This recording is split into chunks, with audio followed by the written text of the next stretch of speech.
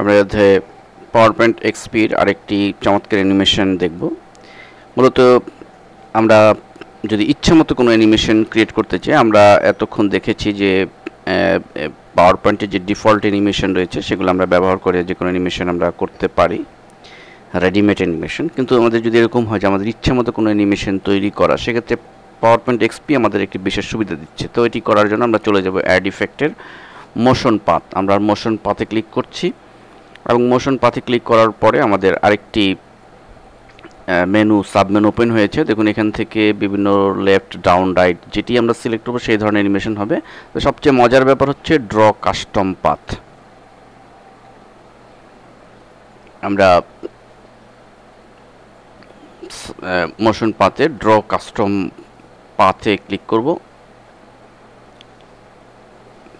এবং এখানে ক্লিক করলে পরে আমরা সর্বশেষ আরেকটি সাব মেনু দেখতে পাবো। দেখুন এখানে লাইন, কার্ভ, ফ্রিডম ইত্যাদি রয়েছে।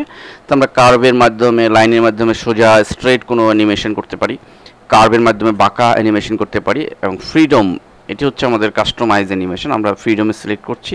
মূলত এর মাধ্যমে আমরা একে ড্রয়িং করে ইচ্ছামতো যে কোনো ড্রয়িং করে আমরা অ্যানিমেশন করতে পারি। সাপোজ আমরা অ্যানিমেশনটি ধরুন আমাদের অ্যানিমেশনটি এরকম আমরা ড্র করছি, পেন্সিল দিয়ে আমরা ড্র করছি, যে কোনো স্টাইলে ড্র করছি। আমরা এভাবে ড্র করে আমাদের ইচ্ছে মতো আমরা অ্যানিমেশন করতে পারি। আমরা একটা বাংলাদেশের মানচিত্র ড্র করতে পারি। তো দেখা যাবে যে সেই মানচিত্রকে ঘিরে অ্যানিমেশন হবে এবং সবশেষে ডাবল ক্লিক করে আমরা দেখুন একটি কাস্টম পাথ তৈরি হয়েছে। আমরা যদি প্লে বাটনে ক্লিক করি তাহলে আমরা লক্ষ্য করলে দেখব যে আমাদের অ্যানিমেশনটি সেই পাথকে কেন্দ্র করে অ্যানিমেট হচ্ছে। আমাদের ভিডিও ক্যাপচার করার কারণে যদিও অ্যানিমেশনটি স্মুথলি দেখা যাচ্ছে না, কিন্তু নর্মালি কিন্তু স্মুথলি হবে। তো এভাবে আমরা কাস্টম পাথের সাহায্যে আমরা ইচ্ছামতো অ্যানিমেশন তৈরি করতে পারি।